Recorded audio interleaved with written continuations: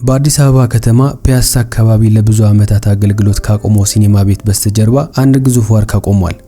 ያ ዋርካ ለዘመናት የብዙ ሰዎችን የፍቅርና የጥላቻ ሚስጥሮችን ደብቆ የኖረ ቢሆንም በዚህ ቀን ግን በጠዋቱ አንድ እጅግ የሚሰቀጥጥና ሰዎችን ያስደነገጠ ክስተት ይዞ ይመጣል። አንድ አስከሬን በዋርካው ቅርንጫፍ ላይ ተንጠልጥሎ ነበር። የሚገርመው ነገር ግን አስከሬኑ የታሰረበት ምንም አይነት ገመድ አልነበረም። በሰውነቱ ላይም ቢሆን የሚታይ ቁስል፣ የግርፋት ምልክት ወይንም የደም ጠብታ አይታይም። ግለሰቡ ልክ አየሩ ራሱ በቁም እንዲቀጣው የወሰነበትና በራሱ ኃይል ተሸክሞ ያቆመው ይመስል ዝም ብሎ በአየር ላይ ተንጠልጥሏል። አይኖቹ በከፍተኛ ፍርሃትና ድንጋጤ ፈጠው የቀሩ ሲሆን አፉ ደግሞ በጥቁር ክር እጅግ በጥንቃቄና በጥበብ ተሰፍቶ ነበር።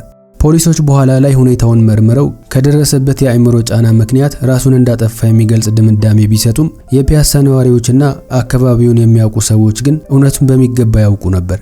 ምክንያቱም ይህ አስከሬን ከመገኘቱ ከ3 ቀናት በፊት ያ ሰው አንድ ያልታወቀና ሚስጥራዊ የሆነ የስልክ ጥሪ ደርሶት ነበር። በተደወለለት የስልክ መስመር ምንም አይነት ሌላ ንግግር አልነበረም። አንዴ ቀብረኸኝ ነበር፣ አሁን ደግሞ ስማኝ፣ የማደርገውን ታውቃለህ የሚል ድምጽ ብቻ ከሰማ በኋላ ስልኩ ተዘግቶ ነበር።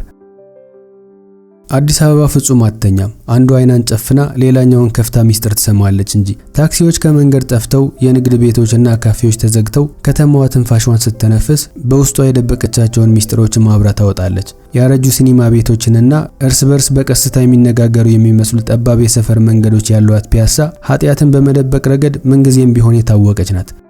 መርማሪ በቀለ ተስፋዬ ብርዱንና ዝናቡ ጃኬቱን አልፎ ሰውነቱን እያራሰው ከዋርካው ስር ቆሞ ከበላዩ ላይ በቀስታ የሚወዛወዘውን አስከሬን ትኩር ብሎ ይመለከታል። የሞተው ሰው ያሬድ አለሙ ይባላል። በከተማዋ ትልቅ ስም ያለው የቤትና ንብረት ደላላ፣ የተከበረ ነጋዴና በዝምታው የሚታወቅ በጎ አድራጊ ነበረ። የታሪክ ሪከርዱ እጅግ ንጹህ ከመሆኑ የተነሳ ለጥርጣሬ በር ከፍቷል።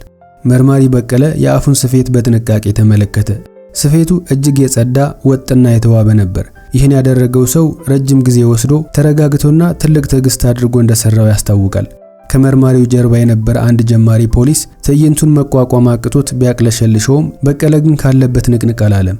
እንደዚህ አይነት ብዙ ሁኔታዎች ከዚህ በፊት አልፏቸዋል። በቀለ ይህ ገና ጅምር እንደሆነና ገና ብዙ የሚገለጡ ሚስጥሮች እንዳሉ በውስጡ በሚገባ ተረድቶ ነበር።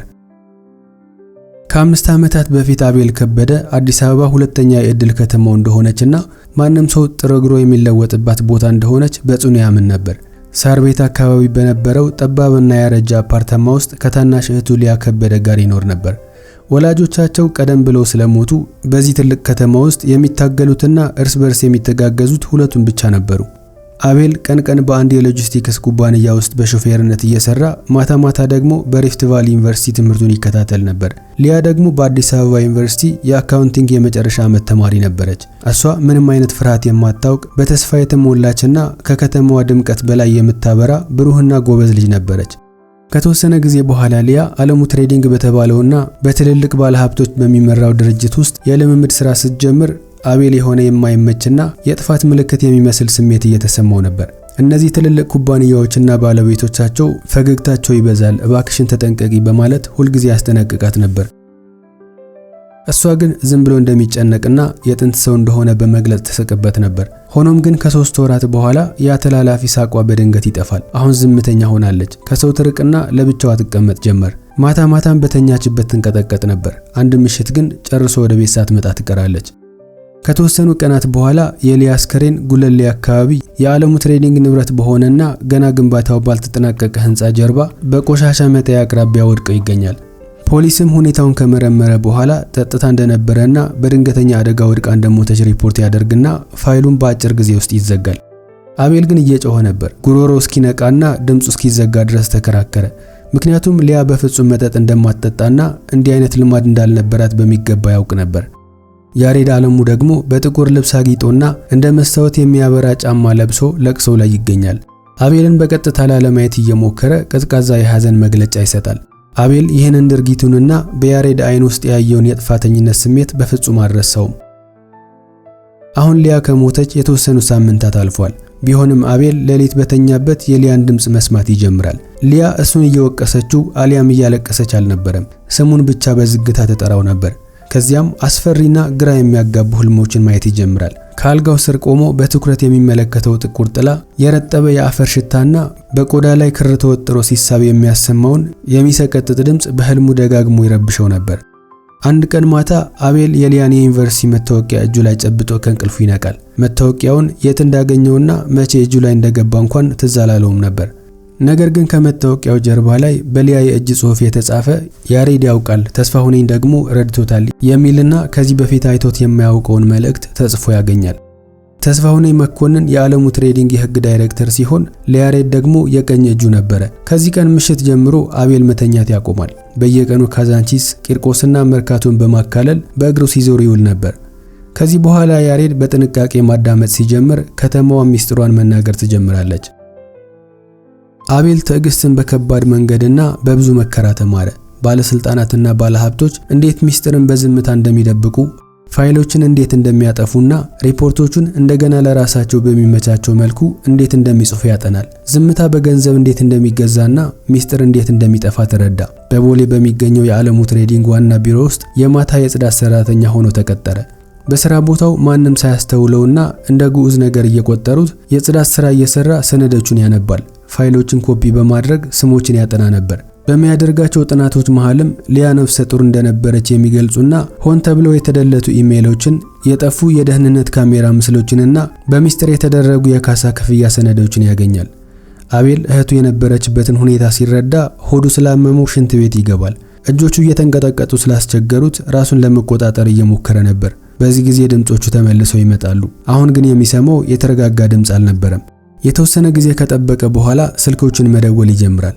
ለሚደውልላቸው ሰዎች ለእያንዳንዳቸው የሚነግራቸው ሚስጥር እነሱ ብቻ የሚያውቁትን የተቀበረ ድብቅ ነገር ነበር። ከዚያም መጨረሻ ላይ አንድ ቃል በቀስታ ይደግምላቸው ነበር። የሚናገረው ቃል አንዴ ቀብረኸኝ ነበር፣ አሁን ደግሞ ስማኝ፣ የማደርገውን ነገር ታውቃለህ የሚል ነበር።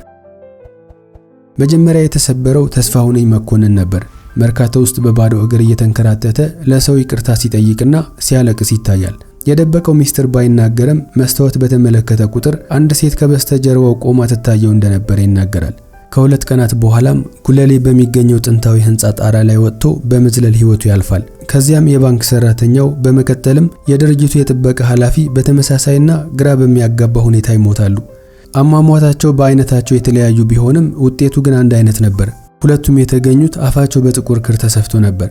መርማሪ በቀለ ስህተት መሆኑ እየታወቀውና በጸጸት ስሜቱ እየተረበሸ አሮጌውን ፋይል እንደገና ከፈተው። ከዓመታት በፊት ፋይሉ እንዲዘጋው ከያሬድ ዓለሙ የተቀበለውን ጉቦ እያስታወሰ ነበር። በመጨረሻ መርማሪ በቀለ በጭንቀት መጠጣት ይጀምራል።